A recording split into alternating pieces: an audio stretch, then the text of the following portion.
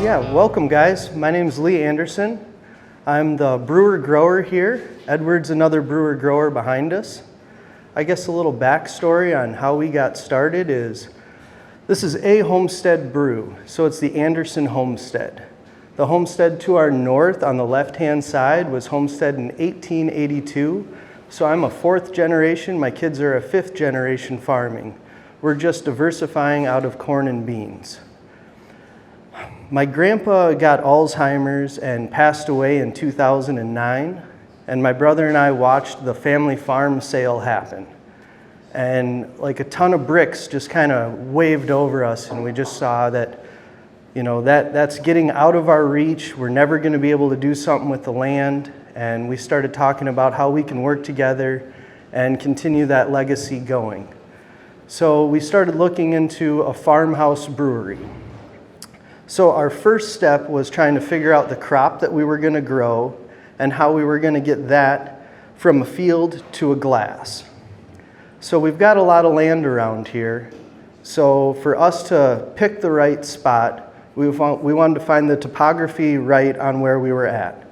So coming from the east and coming from the south, there is a high water table content that we wrapped our farm right around this terrace. We're on a sandy loam soil that pH is at about 6.8. Right now we currently grow Centennial hops, purple raspberries, elderberries, blackberries, raspberries, Natkin cherries, pin cherries, aronia berries, black currants, gold currants, red currants, peach trees and apricot trees and plum trees, all of which is on a drip irrigation system so we can fertigate through that. So I'm really excited to see how we can start making this soil work a lot better for us. We're on a no-till. We've got a lot of Dutch white clover out there, which is a legume, which is going to help replenish a lot of the nitrogen that our plants are taking up. We do soil samples and tissue samples every year so we can see kind of where we're at on a growing season and what we're going to need to put together to make these go a little bit better. Through that, you can see outside in front of our hops and a few of these others with our trellis system. Some of these take large trellises so we can grow the plants vertically or be able to stabilize some of the plants like our blackberries and raspberries so they don't tip over, or if we need to net certain things so we don't get birds into them. This is my third year using no pesticides, so we're working on going organic. That's been a big push for us to try to get something on the label through the Midwest Organic Certification through Moses. I believe it's going to help as we go hit more store shelves and people see things that are on a sustainable level of us growing. From us going from a field to a glass, the concept of field to plate, field to stave, field to glass really resonates with us at the Homestead.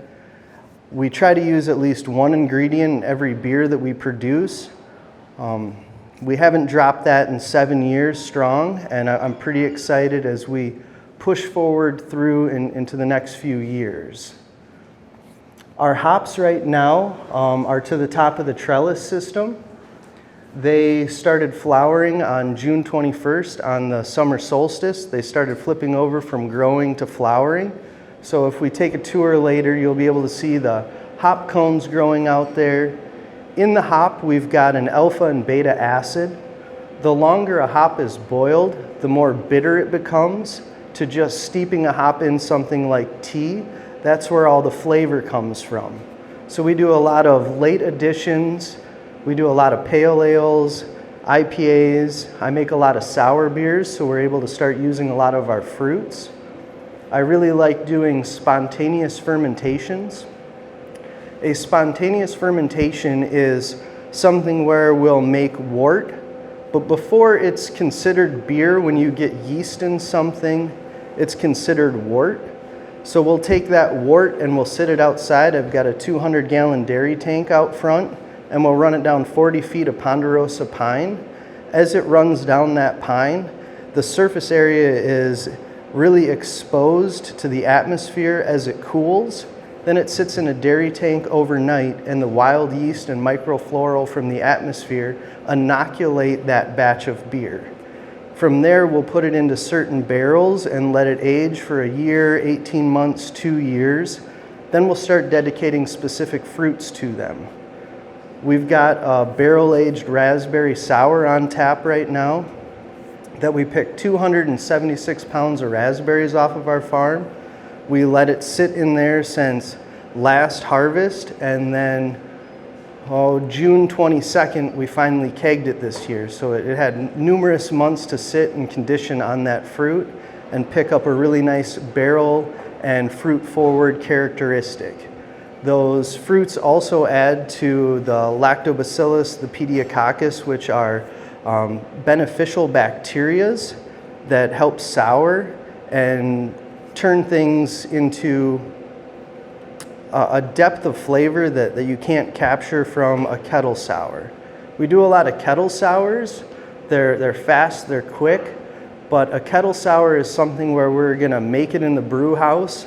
We're gonna let it sit for 24 hours to 72 hours on lactobacillus, and it's gonna have that chance to kind of sour out. Then we're gonna boil it and pasteurize that, so we're locking in a pH before we start fermenting it off.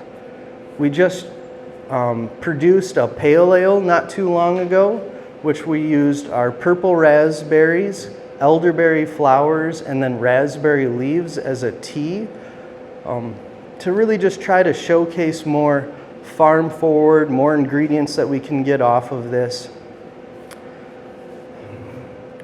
It's really important for us to be using the farm. We're zoned agricultural tourism. So when we started farming in 2012, we built this building in 2013 and decided we were going to finally move ahead with the brewery. But because we're on agricultural land, not commercial land, we had to go through the right steps of zoning to be able to put this here. So our brew license is directly attached to us farming. If we don't farm X amount of fermentables, I can't brew. So it's really important for us to push those out, show everybody that this is really the staple of what we're doing. We're about to keg later today a Dunkelweiss with South Dakota white wheat with Anthony and Mr. Ritzau from Specialty Malt Grain. I'm pretty excited for everybody to be able to try that later. I make a lot of custom brews for people or specific events. We've got a Vienna lager that we did for Pheasants Forever. We've got our Potsdam Dunkel that we did for the Sioux Falls German Fest. And I just keep trying to reach out to different companies, organizations, ways that we can work together as a community and showcase something from field to glass for a special event for everybody. Does anybody have any questions on what we're doing, on maybe how we got here? Yeah.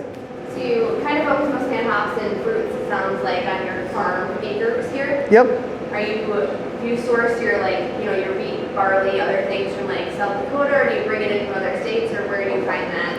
Yep, I use a lot of grain from coming out of Shakopee, LD Carlson, somebody that we get a lot of stuff from. That's pretty close. And then using the white wheat is the first South Dakota malts we can get our hands on. And I approach people about using our fruits or buying our products, so when I can get my hands on something local, I really love it. Have you tried Kernza at all? Have you heard of Kernza? I haven't. Well, Tom here grows Kernza. Yeah, no, teach me. Perennial intermediate wheatgrass. Oh, wow. And Bang Brewery up in the cities has used it to make beer, and then Patagonia, I believe, also makes the beers. Huh? Patagonia provisions they put in other foods. Yeah, the provisions. I was just curious because that's a perennial, soil region, type of thing. Well, this is why I'm here. Like, I want to learn more. I want to see how I can diversify our farm for just growing in the future. Any way we can ferment something outside to get it in the glass and showcase that? That's a great question. Becoming a new crop option for farmers, and the best part about it is you plant it once and you can do some perennial, so you can get 3 years out of it without replanting. Is it like a legume? Like It's a wheat. it's a wheat. Oh, okay. A perennial wheat. Wow. Really a beautiful crop, and what it's most known for is the root system will be taller than I am under the ground, and it will be one plant will have a massive root system. Wow. So it's a really powerful tool to suck up nitrates, to regenerate the soil, like you talked about, and one of the other best parts about it for farmers, if they have livestock, they can actually get a grazing off of it and a crop in the same year. That's amazing. And we have 2 farmers here who grow it and experiment with it. So. Well, before you leave, I want to hear a little bit more about it and like what it takes to input something like that. Anybody else got questions? Yeah, shoot. Yeah. Oh, okay. Since you moved to no pesticides, have you experienced any differences with specifically the berries, or? Well, we're pretty fast on getting the berries. We once they start being ready, we're out there picking every other day, so they're not getting a lot of bugs in them or birds. I've got a diversity of birds out here, and I love the orioles, I love the red-headed woodpeckers. I mean, you name it, it's a lot of fun to sit outside and bird watch. I was just curious, do you buy malts, or do you have a malting process here as well? Oh, no, malting would be like another huge step moving forward. I buy a lot of malts. The only thing that I've used off our farm were oats, which worked out well, but I'm so busy working on this and trying to make this farm event happen that I just got to focus on one thing at a time, and as we do well on that, then let's think about adding another step in there. But malting would be a big undertaking. Come on, you guys got more questions than that. So how did you get started in the brewery business? Oh, okay. I've got a culinary degree from Le Cordon Bleu up in the Twin Cities, so I'm classically French trained. I've run a few different kitchens, done a lot of different beer dinners, but once my grandpa started passing away and my brother and I started seeing, all the equipment sold and land starting to go up, it was just a realization that we needed to figure something out that we could work together that hopefully is going to be around for a lot more years. So I'm pretty happy that we've got 12 years farming and then 7 years brewing, and it's only getting better every year. Our crops are only doing better. We're learning more sustainable ways to grow, to harvest. What's your biggest challenge? It depends on what we're doing, whether we're talking about farming or making different beers, but researching specific plants on what we're going to do. The more I read about things, the more I dive into it, the more things start contradicting what I'm reading about, from the soil types to the time of year to what we're doing. So it's really nerve-wracking when I go ahead and go, all right, this is what we're going to do, and push forward on that. But we do test spots, so it takes a little while to go, hey, I like the way that turned out. Now let's do that next half acre that way with that fruit.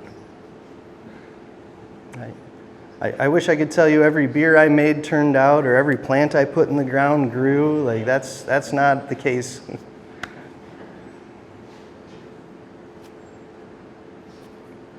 Well, So have you got staples that you use as far as your beers? oh yeah, absolutely. Our Vienna lager is a staple. That's something that we've got on tap right now. We have on quite often. Our Valley's Finest was just a light American lager, which does really good.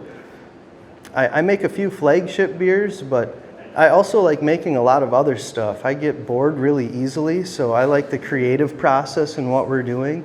After I make something a few times, I've got to make other things.